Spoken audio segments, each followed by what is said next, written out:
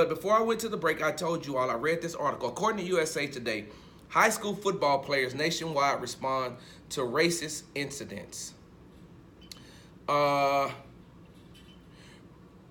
is very much alive, says Jordan Clark, a four-star cornerback from the University Lab High School in Baton Rouge, who is committed to Arizona State.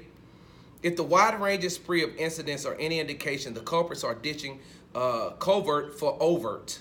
So you know what? Do you know the difference between covert and overt, right? If not, look it up. Covert, C-O-V-E-R-T, and overt, O-V-E-R-T. And once you look it up, you'll be like, oh, okay, I understand, because of what we've been going through the last 2 years and how the dynamics of our nation changed back in January 20th of 2016. The whole dynamics of our society in which we live in right now changed. Let me just read you a couple of incidents right quick. At halftime during a football game last Friday between Georgia High School's Brookwood and DeKalb Lakeside, Let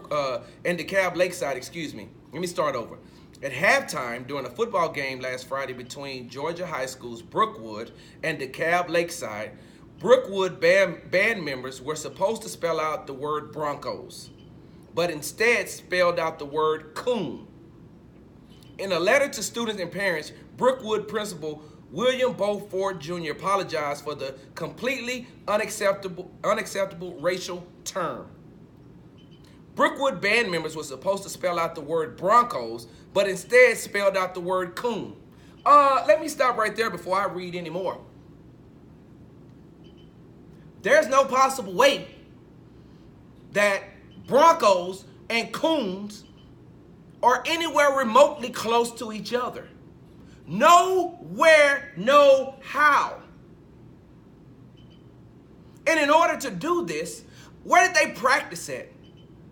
So I don't want you, high school principal, to come out and apologize. Where is the band director, and has he been fired?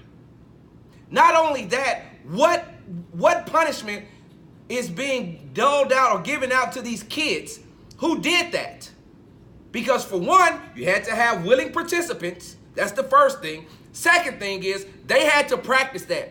They couldn't just say, hey, we're going to spell coons once we get out on the field without practicing it. So don't tell me about you're sorry.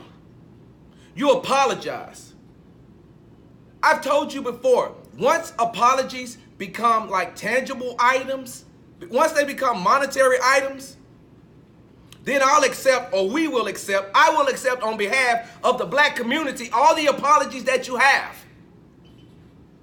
But until then, that does nothing. The damage is already done. So what happened to the band director? What happened to the students?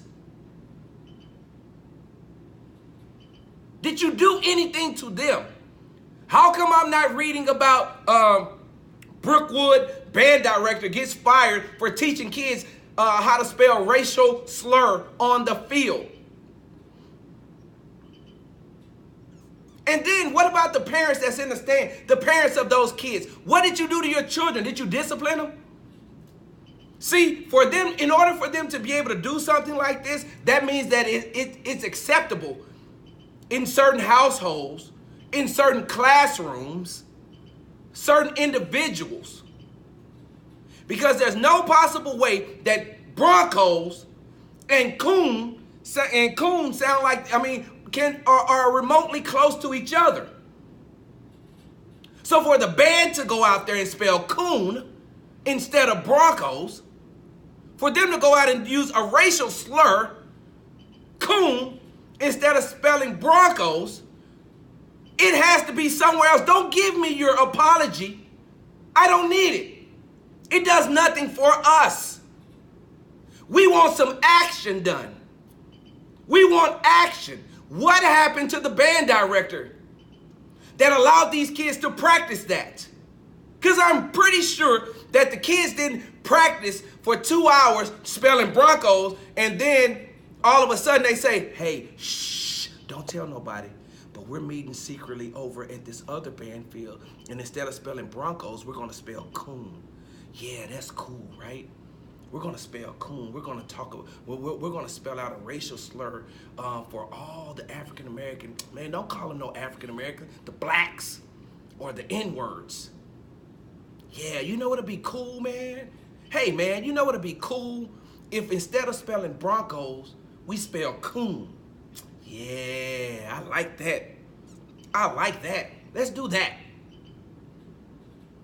No possible way those kids were able to orchestrate that without the leadership of an adult or adults. Because there are a lot of band parents out there too. So I'm pretty sure that some of those parents were out there like, wait a minute, C-O-O-N.